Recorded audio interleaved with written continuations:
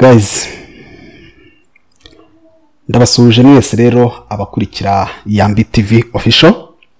Ndabasuhuje mwese abakoze subscribe kuri Yambi TV official. Jyewe nitwa JD wanyu, haciyemo igihe kirekire tutavugana, igihe kitari gito rwose. Mwakumbuye inkuru murazibura, mwashatse inkuru murazibura, ndavuga njyewe izo nabagezagaho, ariko hari mugenzi wanjye nyine wari uhari muri bukino ngira ngo mwari kumwe abafasha. Nge rero impamvu yatumaga ntaboneka na amasomo narindimo ndafata amasomo ku buryo gufata ayo masomo ndetse no gukomeza gutunganya inkuru ari ibintu bibiri bitari gushoboka, kandi nyine nagomba gufata aya mahitamo nyine kuko nari nkeneye indi ntambwe mu buzima, intambwe iganisha ku bukire. Nari nkeneye kwiga andi masomo nyine y'ikinyejana agezweho. Amasomo rero nigaga nta yandi nayo kuvunja amafaranga kuri internet, ndetse yaba amafaranga nyine y'ibihugu bisanzwe, currencies amafaranga asanzwe cyangwa se digital currencies, amafaranga mashya yaje y'ikoranabuhanga yatwita cryptocurrency.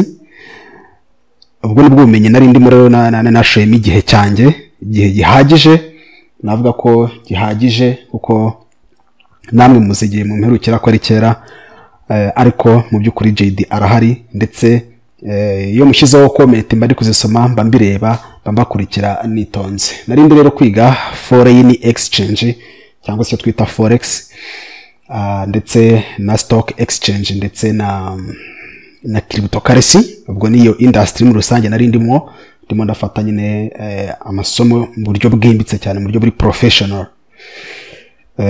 Ndagarutse rero, ariko nyine nk'ibisanzwe kubera ko ari umurongo ndi kugenda nganamo, akenshi muzajya mubona ndi kubaha amasomo kuri internet nyine hano kuri platform.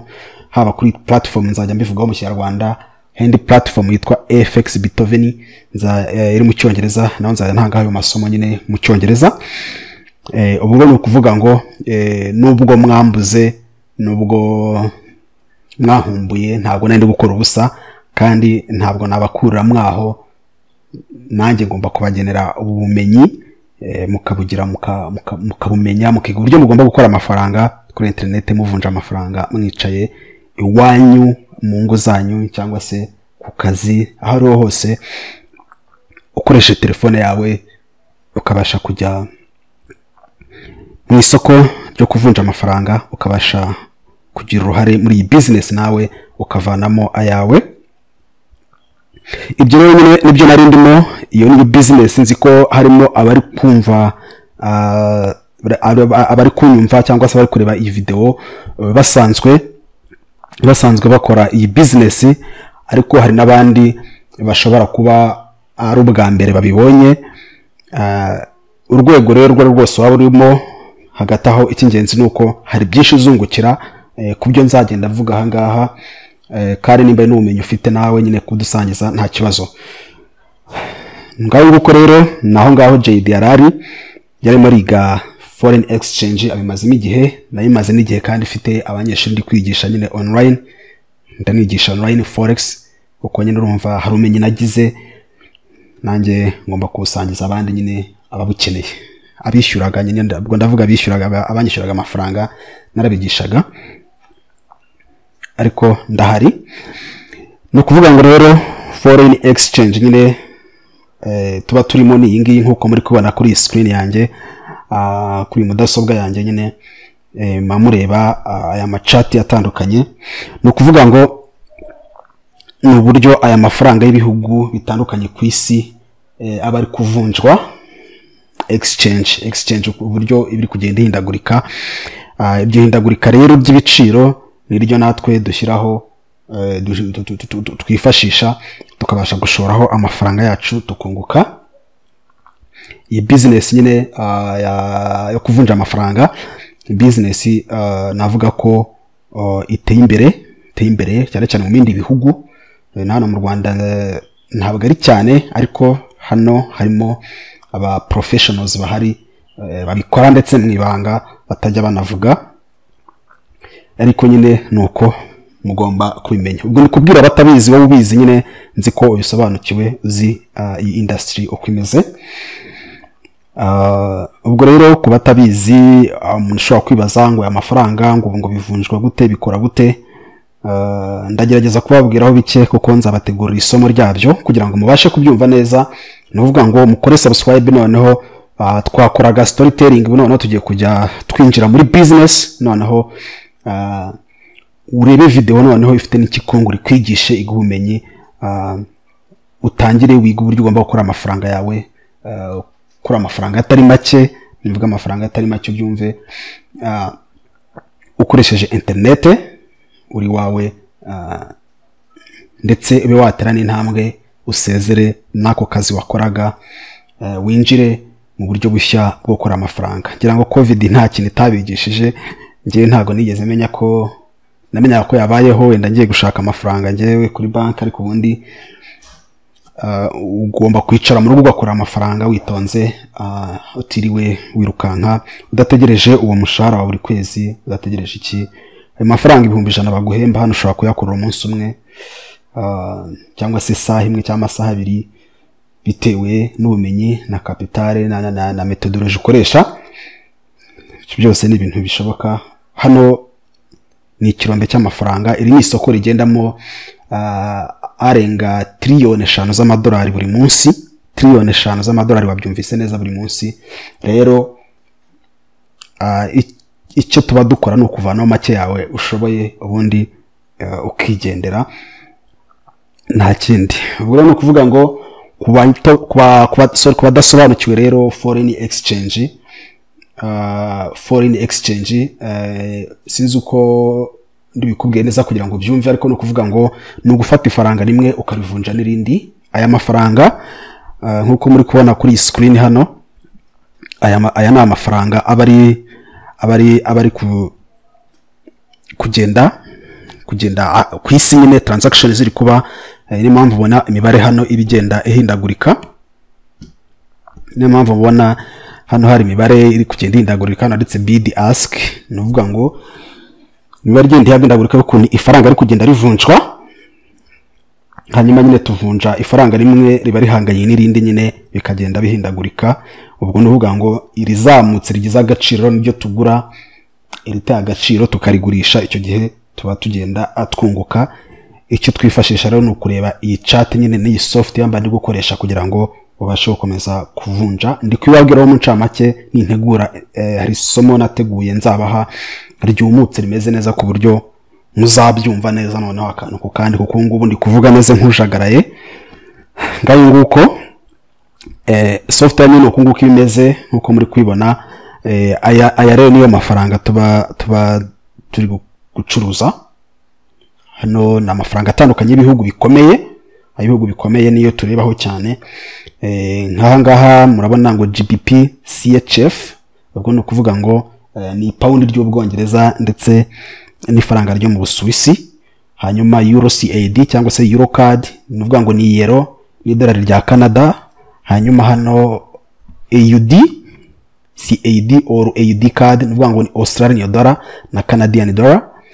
AUD JPY, ni ukuvuga ngo ni Australian dollar na Japanese yen, ubwo ni yen ryo muri Japan. Yose ni amafaranga y'ibihugu byinshi bitandukanye. United States dollar, buri mafaranga urayabona wowe ugahitamo nihe ugiye gushora ayawe kugira ngo wunguke. Hari kwibaza ngo bikorwa gute kugira ngo ushore ayawe, ibyo byose murabihishiwe nzabibasobanurira, mubashe gusobanukirwa foreign exchange. Noneho ubutaha umwanya wa maragure ujya kuri Instagram gusa, cyangwa se umwanya wa maraga umva story kuri YouTube, noneho ujye ureba noneho ibintu bifite umumaro, bifitiye icyo bigufasha muri business. Nzagerageza kubaha ibishoboka kugira ngo musobanukirwe, cyane cyane kubashyashya, kubasanzwe bo ngira ngo ibyo nakabaye mbigisha nzigisha abandi mwebwe muzamubyumva neza.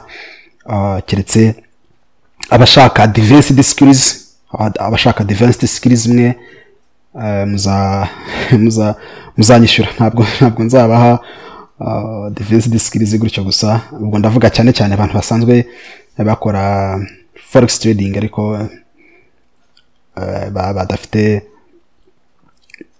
age, cyo nakita nka age burane mu buryo bwinshi. Hari uburyo bwa technical analysis, bwa risk management, bwa psychology, ni buryo bwinshi. This time ngiye nzaba shyira focus cyane kuri technical analysis, by'umwihariko aba retail traders, abantu mukeneye kwiga institutional trading method, ndahari, muzanyegere nzabereka uburyo ki mugomba gufata iyo trading level yanyu mukajyana ku rundi rwego, kugira ngo this is trading view. Kuba ubundi kubwira abagize nyine abasanzwe bari muri industry, ushobora kuzano www.beethoven.com, hanyuma iyi ni page ushobora kuzaho ushaka isomo. Price nayo ngayo, you pay with Bitcoin ubishaka, hanyuma ugafata icyo twita advanced precision trading course, akaba ariyo ushobora gufata ushaka kubijyana ku rundi rwego, ugatandukana n'ibyo bintu byo guca imirongo gusa, drawing lines, trend lines, whatever, ugafata ubumenyi bwimbitse buri ku rundi rwego. Hanyuma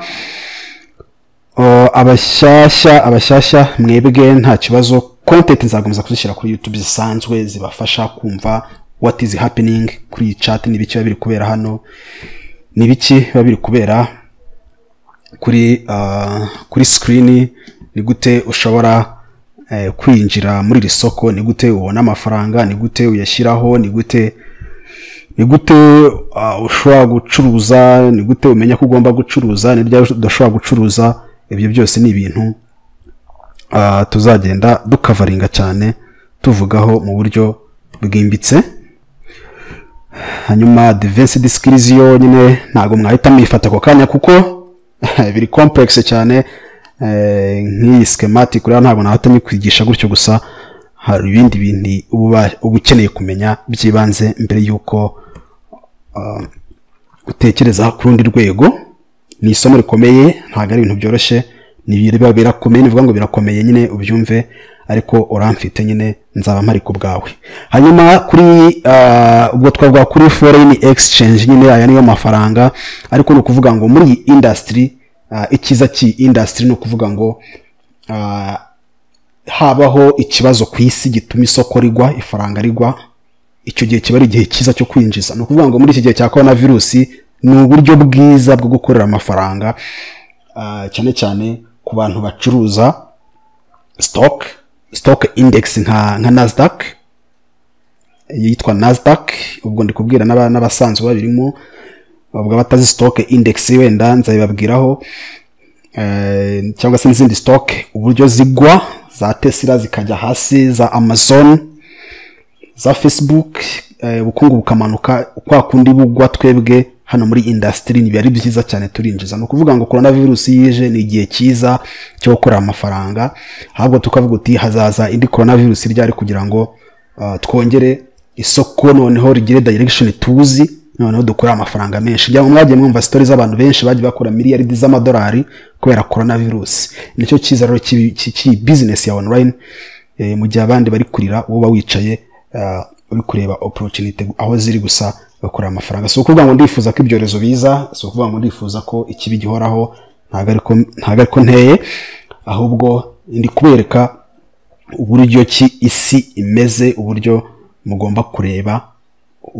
uburyo bushya mugomba kubaho muri iyi si. Hanyuma ubwo nuvuga ngo iyi software nyine bifite byose bitewe na brokerage firm cyangwa se company ubukoresha, yaba imigabane ibikoreka stock index cyangwa se stock z'ama company zikomeye, za Coca-Cola, za Amazon n'ibiki byose.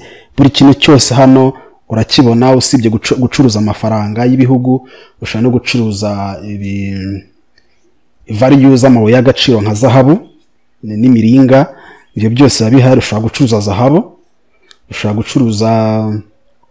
gucuruza value, ushobora gukora capitalization kunuza ku gaciro kikise ka gaze, n'urugero ka gaze, uko ibiciro bya gaze biri kugenda, aho hose ukakora investment. Icyambere ugomba kugira n'ubumenyi, nicyo kibanze ubukeneye. Ubumenyi mvuga mbere na mbere ni ukumva neza iyi chat uburyo igenda, ukabasha gukora analysis yo mu rwego rwo hejuru, mu buryo buri professional, hanyuma ukanamenya icyo twita fundamental analysis, gusobanukirwa nyine n'amakuru asanzwe ya impamvu zose zishobora gutuma nyine urugero amavuta ahenda cyangwa se gazi ihenda. Ibyo byose ukaba wagenda ubimenya, bigatuma umenya ukuntu ugomba gushora amafaranga yawe muri iyi industry. Ibyo rero nibyo nzabereka, nibyo nzagerageza kubigisha, kandi nzabigisha neza ku buryo muzabyumva ntimugire ikibazo. Ubwo ndi kubwira abashyashya ntibagire ikibazo, nzabaha introduction to foreign exchange kugira igihe mu byumvise mugize idea ku buryo uzabasha kuinstalla iyi software haba kuri mudasobwa ndetse no kuri telefone yawe, ndetse ukabasha no kumenya uburyo ushobora gukora buy, ushobora gukora sell. Hano tuba dukora buy na sell, uragura cyangwa ukagurisha bitewe n'uko uri kubona agaciro k'ifaranga wowe uri gucuruza. Nguko ubwo nibyo nari ndimo, ntago ari urugendo rworoshye muri kubyumva, ntimubireye gutyo gusa, ntimubicira inkeri kandi ari urukonda. Navuga ngo hari ubumenyi nyine uba ukeneye kugira ngo ubashe gutangira gukora trading yo mu rwego rwo hejuru. Ibyo byose rero nzabaho introduction, nababwiye ngo ntago nzabaha byose, ariko nyine nzabireka ku muntu rero wari usanzwe azi forex ariko yarabuze wenda uburyo bwo kwiga, bati nayiga nte. JD ndahari, ushobora kunyandikira, ushobora kureba munsi y'iyo video hariho Telegram group, hari ikintu mugomba kumenya. So harimo Telegram link yanjye, hari ikintu mugomba kumenya iyo uri muri iyi industry. Hari application ugomba kuba ufite Telegram, ugomba kuba ufite WhatsApp, hari program zibanze ugomba kuba ufite blockchain app blockchain wallet. Ubwo wageze mu bya Bitcoin, ibyo byose ni ibintu byibanze wagombye kuba ufite. Ubwo rero mvuze ngo Telegram, tunyandikire kuri Telegram, ugomba kumva icyo mvuga nyine ukahita byumva, cyangwa se ukanyandikira kuri WhatsApp nawe ndayishyiraho ngaho nta kibazo. Ariko no kuvuga ngo ushaka method of trading, a proven system, I'm around for you, nzagufasha. Ariko hagati aho nyine hano kuri YouTube nzakomeza kubaha ibyibanze by'ingenzi wasanga nyine n'ubundi kuri wagugorwa wasanga no kuri internet. So murakoze, murakarama. Abantu nari nkumbuye mwese, abantu mwari nkumbuye, abo nari nkumbuye mwese ndabasuhuje. Abantu mazina ntibuka neza cyane, witwa Pelagie, witwa Françoise, witwa Ndemama, witwa Smith, witwa ndabibuka muri comment cyane, keretse nsubiyeyo nkareba comment za kera. Guys, numvaga mbakumbuye birenze urugero, numvaga mbakumbuye. Mwumve ngo naraga amajoro n'amanywa mu gihe kinini gishize cyane. Hari amezi yashize ndara amajoro n'amanywa ndi kwiga, ntabasha kugira ngo mbatunganyirize za story zanyu. Hanyuma nza no kujya n'igihe gikomeye cyane cyo kwigisha abandi. Rero ugasanga afite abanyeshuri bari international mu bihugu bitandukanye, ngomba kwigisha kuri Zoom online. Ubwo rero ugasanga ntago byoroshye, ubwo rero nuvuga ngo none ntago bizakomeza koroha, ariko nzanyuzamo nze hano kugira ngo mbasharinga ubumenyi namwe mukomeze mutera imbere. Murakoze, murakarama. Rero iyi channel igiye kuryoha noneho kubera ko tugiye kujya tuvuga kuri business. Ubwo rero subscribe, share, hanyuma dukomeze. Ubwo no kuvuga ngo kubakeneye kunyandikira, ngira ngo murabizi ko username yanjye ni yayindi, ni JD wanyu, ni iyi ngiyi JD wanyu. Ubwo no kuvuga ngo abakeneye kunyandikira nababwira iki haba kuri Instagram cyangwa se kuri Telegram. Iyi niyo username yanjye kuri Telegram no kuri Instagram, wanyandikira. Nuko mugire rero ibihe byiza, turi kumwe vuba cyane, vuba ndashyiraho introduction to forex trading course, ndashyiraho introduction to forex trading, hanyuma muyikurikire mwitonze kandi muzahita mugira idea noneho ku buryo muzahita mu boostinga mugatangira noneho kureba uburyo mugomba kwinjira muri iyi industry mukayibyaza amafaranga atari make guys, bitewe na capital ufite ndetse n'ubumenyi. Nta kindi, all you need no internet na telefone cyangwa se computer, ukicara aho ngaho uri wawe ugakora amafaranga wicaye iwawe mu nzu. Nta bya coronavirus, nta byo kuvuga ngo iki cyangwa se ngo umushahara ngo iki. Ibyo bihumbi 100 baguheba hano wabikorera, 200 wabikora umunsi umwe, nta kibazo kirimo aho ngaho. Ufite na capital ntoya n'igihumbi wagiye ukorera ku munsi witurije, mu kwezi biba 30 wakora 5 ku munsi, ukwezi ari 150 cyangwa se ukakorera 40, nta kibazo. Cyangwa ugakorera 2,000,000 cyangwa se 2,200,000 bitewe na capital n'ubumenyi ufite. Ibyo byose biri mu bushobozi bwawe. Icyambere ni amakuru kandi ndayaguhaye. Ngiye kuza rero vuba aha ngaha mbakubite isomo intro ku bantu bashyashya batazi iyi industry. Murakoze, murakarama. DJ wanyu nk'ibisanzwe, kora subscribe, share and comment. Ndagusuhuje, comment down there umbwire icyo utekereza amakuru y'iminsi. Murakoze, murakarama, mugire ibihe byiza.